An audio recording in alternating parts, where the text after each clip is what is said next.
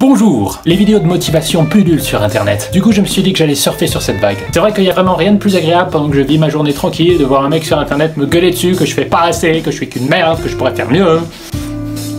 Bref, aujourd'hui je vais te parler de 3 personnes inspirantes qui ont réussi à avoir un succès de fou avec un handicap majeur. La première, vous la connaissez tous, Stephen Hawking, qui a réussi à devenir l'un des plus grands physiciens du XXe siècle grâce à notamment ses travaux sur les trous noirs, que j'ai totalement lus. Si, alors même qu'il était totalement paralysé, même pas en capacité de parler quoi.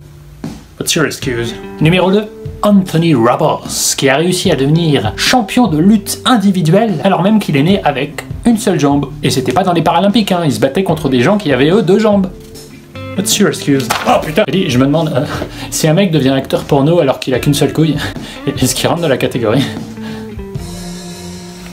Oh, j'ai pas d'idée de vanne aujourd'hui moi. Numéro 3, une femme qui a réussi à devenir ministre sans avoir de cerveau. Pardon. Alors le vrai numéro 3 c'est Jean-Dominique Bauby, un homme avec le syndrome du scaphandre qui le rend complètement paralysé avec l'impossibilité de parler, encore pire que Stephen Hawking, mais ça n'a pas empêché Monsieur Bauby d'écrire un livre entier sur son expérience, nommé Le scaphandre et le papillon. Alors que moi ça fait depuis le collège que je veux écrire un livre et que je remets toujours ça au lendemain, putain! J'espère que t'as compris, si ces gens avec leur handicap ont réussi à faire ce qu'ils ont fait, alors t'as aucune excuse. Alors maintenant il faut se pousser au cul, ok? Il faut plus chercher d'excuses, ne plus perdre son temps, et enfin mener à bien des projets.